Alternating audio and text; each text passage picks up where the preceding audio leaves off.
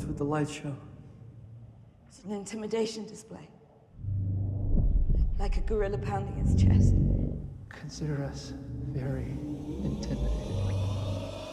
He's big, he's mean, and he is one big killing machine. By all intents and purposes, he is the closest living creature to what can be considered a god. I am of course talking about the legendary kaiju himself, Godzilla. The idea to give Godzilla a shot at Dragon Ball came to me whilst rewatching the 2014 Godzilla movie. As he was just fighting the two Mutos, I thought to myself, how strong would this guy actually be if he were to exist in Dragon Ball? And that naturally brings us to today's video. Welcome ladies, gentlemen, and those of unspecified gender to how far would Godzilla get in Dragon Ball, according to me. First off, I think it is important to explain what specific version of Godzilla I will be using for today's video. You see, just like Superman and Sonic and a lot of other franchises out there are multiple different versions of Godzilla in existence. From the top of my head, there are about 10 different versions of Godzilla depicted in like various media throughout the years, but I will just list a couple of them here. You have the 1954 Godzilla from the original movie, you have the Godzilla from the Showa series where he had a son for some reason, I don't know why, but it happened. You have the Godzilla from the 1984 Heisei series, you have the weird T-Rex version of Godzilla from the very first Hollywood Godzilla movie from 1998, you have his son depicted in the 1993 movie where he was dubbed as Godzilla Jr., you have the incarnation of Godzilla from the 2000 Millennium series, which was really meant to reboot the series into more modern times. You have the Godzilla from the 2001 movie. Notably, this is the only movie to my knowledge where he is really just depicted as a purely evil creature. In most media, Godzilla is often depicted as a more neutral force of nature where he is neither evil nor good, he is just a correcting force if you would. You have the modern and latest version of Godzilla as he is depicted in the Monsterverse starting from the movie Godzilla from 2014. You have the Godzilla as depicted in the Shin Godzilla movie, you have a more evil version of Godzilla in Godzilla -1. You have Godzilla from the CG movie trilogy, which depicts a Godzilla 20,000 years in the future on a kind of like devastated Earth due to its radiation. And you have several others like Mechagodzilla and Space Godzilla, and just I can go on for a while here, but I'm just going to stop listing shit now and move on. For this video, I will be going with the version of Godzilla I am personally the most comfortable with. This version being the recent Monsterverse version of Godzilla, which appears in the 2014 Godzilla movie, the 2017 Godzilla King of the Monsters movie, the 2021 Godzilla vs. Kong movie, and the upcoming Godzilla x Kong The New Empire movie, which should release sometime this year if I'm remembering things correctly. Now, whilst I do know some things about the older versions of Godzilla, I simply know a bit more about this version. So please do bear with me as I try to skill a literal skyscraper-sized lizard to some alien monkey man.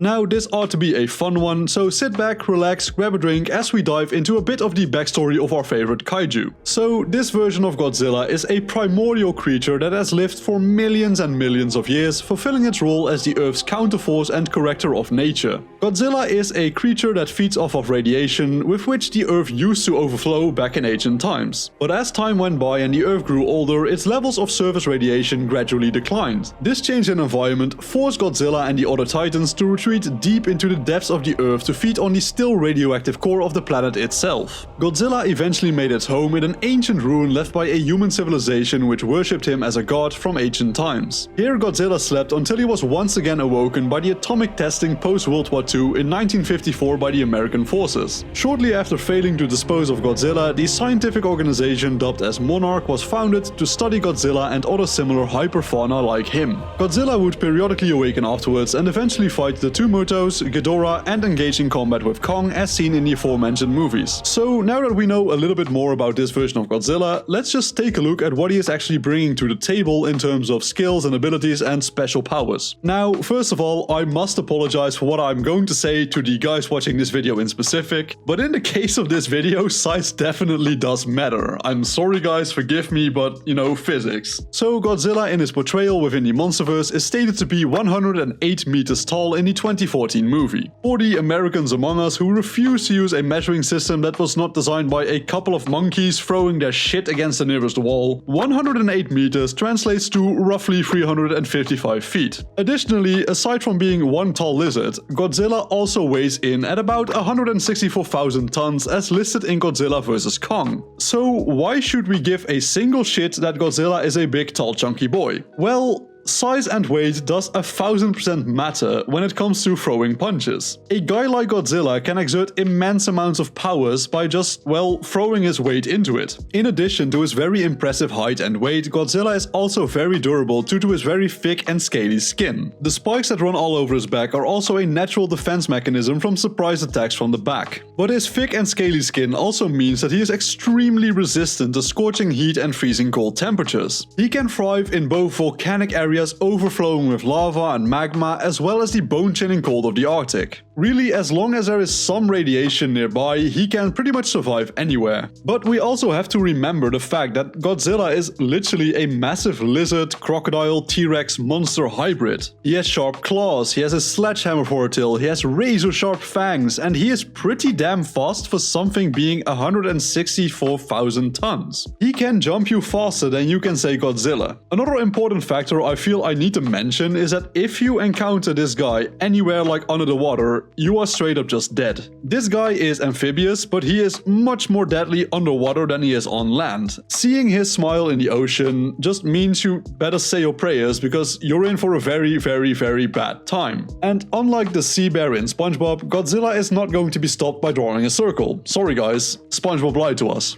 But moving more into the actual technique segment of Godzilla's skill set, Godzilla does have some form of a regenerative factor in his system, but do note that this is more akin to a deer regrowing its horns over time. An example of his healing in effect is him regrowing his dorsal plates within 5 years give or take after losing them to the Muto Prime. He is nowhere near the likes of Cell or Boo when we talk about regeneration, but he does have some access to it to some degree. So I felt it was still worth mentioning because it can come in handy. But Godzilla's most iconic ability by far is his bioatomic hybrid biology. The best way I personally found to describe it is that Godzilla is a walking, just speaking for all intents and purposes, nuclear reactor with the power to harness his radiation into an offensive weapon. By tapping into the radiation in his body, Godzilla can fire off his atomic breath, which has been stated to be strong enough to burrow into the Earth's core. Whilst not being stated as being outright able to destroy the planet in his own universe, it does have some similarities to Frieza using his death ball to destroy the core of Namek, essentially just dooming the planet in the future, right? Like, you know what I mean? Like, maybe I'm not being incredibly clear here, but it does have the capacity or the capability to potentially pull a Namek situation on Earth. But Godzilla feeds on radiation and is capable of absorbing it from its surroundings. I have thought about linking radiation to Dragon Ball Ki because they do have some vague resemblances, like both emit heat and both are like energy based, but I ultimately decided against this since I could not find a convincing argument to even convince myself, let alone others. Like, if I can't convince myself, I'm not going to use it because I can't expect something that won't convince me to convince you guys. So in this video, Godzilla won't be able to feed off Ki or absorb Ki or really just do anything about Ki. Just making this very clear so that there will be no like confusion in the comment section. But lastly, for Godzilla's special techniques, we have his nuclear pulses. This is essentially him releasing a shockwave or a pulse of irradiated energy from his body. These shockwaves can push back enemies, they can damage them, and in some cases can cause severe burns to occur to his enemies. When infused with enough energy, Godzilla can temporarily enter his thermonuclear form where he emits incredible amounts of heat and glows a bright red color in contrast to his usual blue glow. The nuclear pulses he emits in this form are far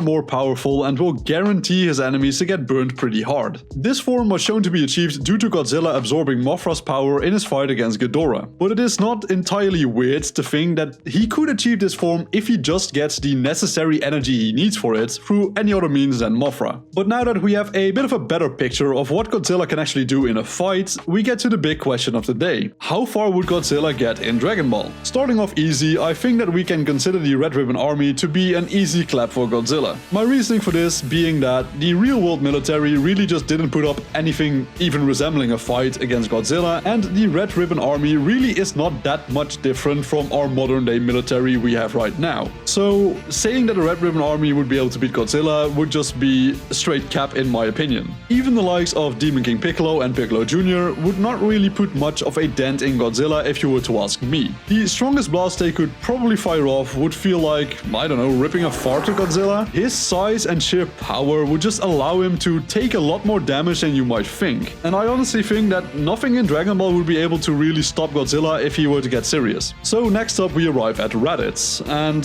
truth be told, I don't think Raditz would do much better. He may be stronger than the previous guys for sure, but he is also a sniveling coward. I am 100% sure that he would get intimidated by Godzilla, and for good reason, he should be afraid. Godzilla would just eat Raditz's little double sundae or whatever the fuck it's called and just have a nice dessert. I don't necessarily think that Godzilla is a planetary destroying guy in the traditional sense of the statement that we oftentimes use in Dragon Ball, but against a guy like Raditz, I think he would be more than fine. Just being straight up honest here, like, I think that a lot of people might disagree with me on this one, but you know, I'm just going to share my opinion on this, and I just think Raditz would lose. I don't think he has it in him, honestly. However, I do believe he would lose against Nappa and Vegeta. Once the Saiyans go Great Ape, I doubt Godzilla would be able to keep up for very long. Maybe he could manage against just Great Ape Nappa, but when we throw Vegeta in the mix as well, I don't feel comfortable saying Godzilla would be able to win in any shape or form. Most of Godzilla's abilities would not be as effective against the Saiyans, unlike, let's say, the humans. Godzilla's strongest powers all involve radiation, which would work on Earthlings and would probably work on Namekians too, but the Saiyans are uniquely resistant to radiation, as they've shown time and time again. Them being able to easily traverse space and even survive in the upper atmosphere means that they can at least handle being affected by some degree of space radiation without any serious side effects. So even if the radiation from Godzilla did affect them, the damage done to them would not be as severe as the damage the Earthlings would receive instead. Even his size advantage is not as effective against two giant apes. The only way I can possibly see Godzilla win this one is if he manages to get both Saiyans into like a sub-naval battle. But I think expecting both Nappa and Vegeta to move to such an obviously disadvantageous battlefield is just a bit far-fetched. I mean, Nappa might be a hothead and Vegeta might have too much pride, but neither of them are stupid. Both are elite warriors with an insurmountable amount of just battle experience. They would not willingly put themselves at such a glaring disadvantage against a powerful foe like Godzilla. So with all these arguments, I think I have reached a satisfying verdict. Now, for a bit of a surprise, the tier list has actually returned. I finally got around to remaking it after losing the original file, and I also spiced it up a bit, made it a bit more visually appealing. I also took the liberty to adjust some of the placements in accordance to user feedback. So be sure to pause the video here and there to kind of look at the differences, because it's not a lot, but there is some difference between this tier list and the previous one. But like I said, I am going to be placing Godzilla in the late Saiyan saga, where I believe he would lose against Nappa and Vegeta. Please do remember that this is the Monsterverse version of Godzilla. I am sure this placement would change if you grabbed another Godzilla, maybe one would rank lower, maybe one would rank higher. But what do you guys think about this placement? Did I rank Godzilla right, or did I maybe underestimate or overestimate him? Be sure to share your opinions with me in the comment section down below. And with that being said, ladies and gentlemen, thank you all so much for taking the time out of your day to watch my videos. If you liked today's video, be sure to leave a like, subscribe and leave a comment with your thoughts to help promote the channel. Work hard, study well and eat and sleep plenty, and I will see you all again in the next video. Peace out.